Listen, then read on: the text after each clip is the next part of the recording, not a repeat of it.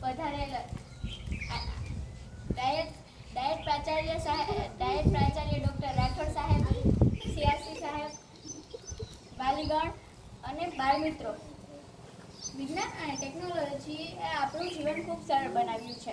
હા, ક્યાંક ક્યાંક ટેકનોલોજીના અતિરેકથી ભીષ્માસુરનું રૂપ પણ ધારણ કર્યું છે. સવારે ટેકનોલોજી આપણે ખૂબ ફાયદો કર્યો છે. 10 ફાયદામાં એકાદ બે ગેરફાયદા પણ હોઈ શકે. દરેક સમયમાં કંઈક સારું અને કંઈક તકલીફોનો સામનો કરવો જ પડ્યો છે. અત્યારે જ્યારે લોકો હાર્ટ એટેક કે બ્રેઇન સ્ટ્રોકથી મરે છે ને, ત્યારે માણસો કહે છે કે આ આધુનિક જીવન પ્રાણી માણસોના જીવી લેશે. પણ જેમાં એ માણસો હાર્ટ એટેક જેવડા જ આ ટેકનોલોજીના કારણે. બાકી બાળવયમાં ઓળી, અછબડા, રક્તપિત્ત, શીતળા, ન્યુમોનિયા જેવા રોગોના ભોગ બની જાય. વાહનના અકસ્માતથી હજારો લોકો મરે છે, પણ એ જ વાહનના કારણે લાખો લોકોનો જીવ પણ બચી જાય છે. ક્યારેક બંધ તૂટવાથી સેંકડો માણસો ડૂબી મરે છે, પણ એ જ ડેમથી લાખો લોકોનું પોષણ પણ થાય છે. બધું સારું એક સમયમાં એક સાથે મેળવવું મુશ્કેલ છે. આપણે સતયુગ જેવા જંગલો અને કલયુગ જેવા શહેરો એક સાથે જોઈએ છે. 200 વર્ષ પહેલા રાજા જેટલી વ્યવસ્થા અત્યારના સામાન્ય માણસ પાસે છે. અનારકલી બિચારી ઇન્સ્ટાગ્રામ ન વાપરી શકી. અકબર એસી વિના સૂઈ જતો.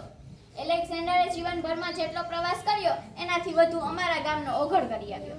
જેમના વિજય પતાકા વિશ્વભરમાં ફરકતા એવા વિક્ટોરિયા ક્યારે વિડીયો કોલ ન કરી શક્યા. સુખમુનિએ ગંગા તટે કરેલી કથા 81,000 ઋષિઓ સાંભળતા હતા. અત્યારે પૂજ્ય મોરારી બાપુની કથા લાખો માણસો રૂબરૂ અને કરોડો માણસો ડિજિટલ માધ્યમથી સાંભળે છે. આજની કથા અઠવાડિયા પછી પણ સાંભળી શકીએ છીએ. દિલ્હીના દરબાર પાસે પણ 10 દિવસ દૂધને સાચવી રાખવાની ક્ષમતા નહોતી. સલીમ રંગીન મુગલે આઝમ ન જોઈ શક્યો. તાનસેન પોતાના સુરીલા સંગીતનું રેકોર્ડિંગ કરી દુનિયાને આપી શક્યો નહીં. લોહી સોળમા પાસે પોતાનું આધુનિક જેટ નહોતું.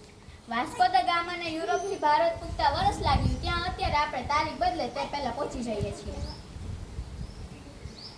જોધપુરના રાજા કે હૈદરાબાદના નિઝામને પણ શિયાળામાં કેરીનો રસ ખાવા ન મળતો. અત્યારે તો મધ્યપ્રદેશના મજૂરને મળે છે. થોડુંક સારું આવ્યું હોય તો થોડુંક ખરાબ પણ ભાગમાં આવે. તમતમતી વાનગીઓ આવી છે તો થોડીક નવી વાનગીઓ પણ આવી. ડાયાબિટીસ આવ્યો પછી ટેકનોલોજીએ સુગર ફ્રી મીઠાઈઓ અને ઇન્સ્યુલિનો પણ આપ્યા. ચૂલો સંતૃપ્તા જેટલી વાર લાગતી એટલી વારમાં તો અત્યારે રસોઈ પણ બની જાય છે. હવા અને પાણીના પ્રદૂષણ વધ્યા, પણ એર ફિલ્ટર અને વોટર ફિલ્ટર પણ આવ્યા. સગવડોનો ઢગલો થયો. ઘરે બેઠા બેઠા બહારગાવ દૂર બાંધી શકીએ છીએ. અમેરિકામાં બેસી ઓસ્ટ્રેલિયામાં ચોરી કરી શકીએ. ઇન્ડિયાના ટમેટા તાજે તાજા આરબ દેશ પહોંચી શાકમાં વપરાય છે. આ કઈ ઓછી સુવિધા કહેવાય?